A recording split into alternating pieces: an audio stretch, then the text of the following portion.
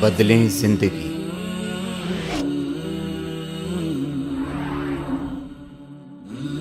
زیتون T V.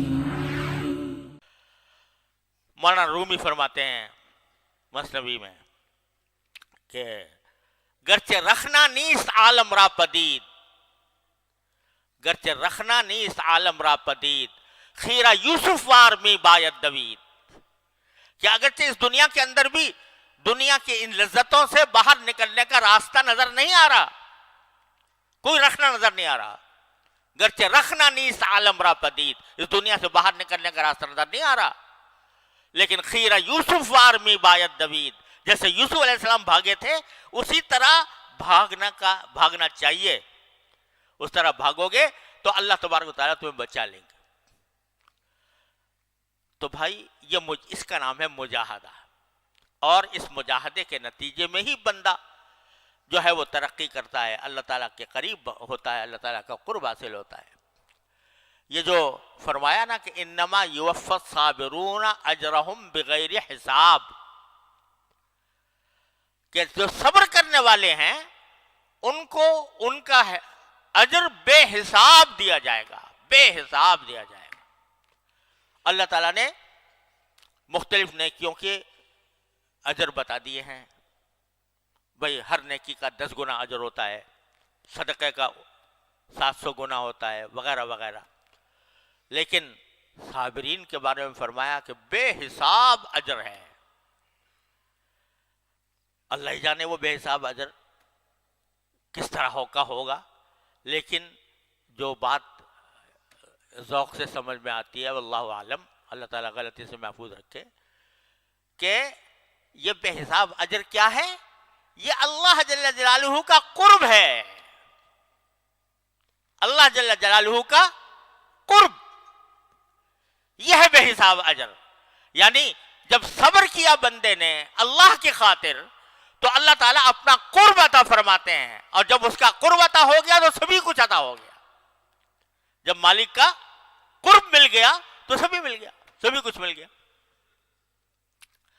وہ حضرت نے ایک حکایت لکھی ہے کہ ایک مرتبہ ایک بادشاہ کا دربار تھا، اور بادشاہ جو ہیں اس زمانے میں کسی کے اوپر جو ہے نوازنے کے اوپر آ گئے تو نوازتے تھے، تو وہاں جتنے درباری تھے ان سب سے کہا کہ بھئی دیکھو اس دربار میں جتنی چیزیں رکھی ہیں، جو جس چیز پر ہاتھ رکھ دے گا وہ اس کی لے جائے، سونا، ہیرا، جواہر، جو قالین، فانوس، جس پر جو ہاتھ رکھ دے گا وہ لے جائے۔ سب دوڑ پڑے، کسی نے کسی چیز پر ہاتھ رکھا، کسی نے کسی چیز پر ہاتھ رکھا۔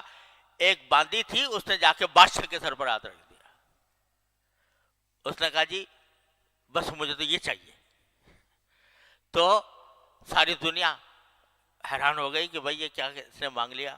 اس نے کہا کہ جب آپ نے وعدہ کیا کہ جو بھی جس پہ ہاتھ رکھ دے گا وہ اس کو ملے گا، تو میں نے تو آپ پہ ہاتھ رکھ دیا، تو آپ میرے ہو گئے۔ جب آپ میرے ہو گئے تو سبھی کچھ میرا ہو گیا، سبھی کچھ میرا ہو گیا۔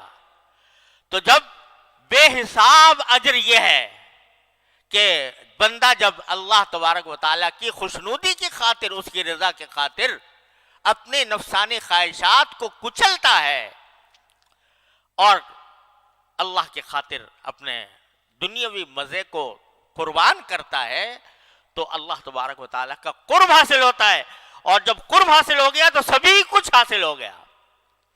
اس کو کس گنتی میں لایا جائے بغیر حساب؟ اس کا تو کوئی حساب نہیں، کیونکہ جب اللہ مل گیا تو سبھی کچھ مل گیا، جو چاہو گے ملے گا، جو مجھ سے مانگو گے دیا جائے گا۔ تو اس واسطے وہ بے حساب اجر کیا ہے اللہ عالم، لیکن شاید اس سے مراد یہ ہے کہ اللہ جل جلالہ کو قرب حاصل ہو گیا۔ تو اس کو معمولی بات نہ سمجھو، ایک اللہ تعالیٰ سے رجوع، دعا، ایسے مواقع پر جبکہ انسان کو گناہ میں مبتلا ہونے کا اندیشہ ہو۔ یہ آج کل میں بتا رہا ہوں کہ یہ گناہ، نگاہ اور زبان، یہ دو چیزیں ایسے ہیں جن نے فتنہ پھیلایا ہوا ہے بہت زبردست۔ تو نگاہ کا جب نگاہ کو غلط استعمال کرنے کا داعیہ پیدا ہو رہا ہے تو کیا کرو؟ اللہ تبارک و تعالی معاذ اللہ، اے اللہ میں آپ کی پناہ مانگتا ہوں. یعنی اس موقع پر جو ہے یہ پناہ کا لفظ بھی عجیب ہے، آیا وہاں پر معاذ اللہ، عجیب لفظ آیا ہے. پناہ کب مانگتا ہے آدمی؟ جب کوئی دشمن حملہ آور ہو.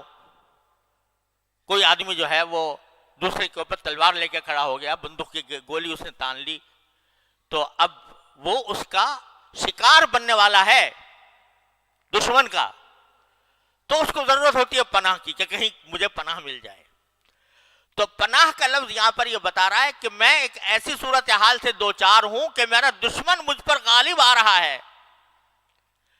میرا دشمن کون؟ شیطان. اور کون؟ نفس. یہ غالب آنے کا مجھے اندیشہ ہے. تو جس طرح کوئی آدمی دشمن حملہ کر رہا ہو اور اس وقت میں بندہ جو ہے وہ کسی کی پناہ لیتا ہے، تو اسی طریقے سے حضرت یوسف علیہ السلام نے فرمایا کہ یہ دشمن مجھ پر حملہ آور ہے، اے اللہ میں آپ کی پناہ میں آتا ہوں، مجھے اپنی پناہ دے دیجیے. تو معاذ اللہ، اللہ کی پناہ مانگو، رجوع کرو، اللہ کی پناہ مانگو. دوسرا کیا؟ اس کی نعمتوں کا استحضار کرو. انہ ربی احسن مثوائے، یہ میرا پروردگار ہے جس نے میرا ٹھکانہ مجھے اچھا دیا ہے، میں اس کی کیسے نافرمانی کروں، میں اس سے کیسے جنگ کروں جس نے مجھے یہ نعمتیں عطا فرمائیں. اس کا استحضار کرو. اور تیسرا یہ کہ جتنا بھاگ سکتے ہو اتنا بھاگ جاؤ وہاں سے، اس جگہ سے جہاں گناہ میں مبتلا ہونے کا اندیشہ ہے. 3 کام کرو گے تو انشاءاللہ ثم انشاءاللہ ضرور مدد ہوگی. اور اگر بالفرض بعض اوقات ان میں سے کسی چیز میں کوئی کوتاہی رہ جاتی ہے تو اس کی وجہ سے بعض اوقات آدمی مبتلا بھی ہو جاتا ہے، لیکن وہ مبتلا ہونے کے بعد بھی اللہ تبارک و تعالیٰ کی مدد شامل حال رہے گی، توبہ کی توفیق ہوگی. اللہ تبارک و تعالیٰ ضرور توبہ کی توفیق عطا فرمائے گا. اگر بالفرض پھسل بھی گیا تو توبہ کی توفیق عطا فرمائے. تو اس لیے بھائی یہ نسخہ ہے بہت بڑا زبردست جو حضرت یوسف علیہ السلام نے سکھایا، اپنے نفسانی خواہشات سے بچ کر اللہ تبارک و تعالیٰ کی بارگاہ میں آنے کا.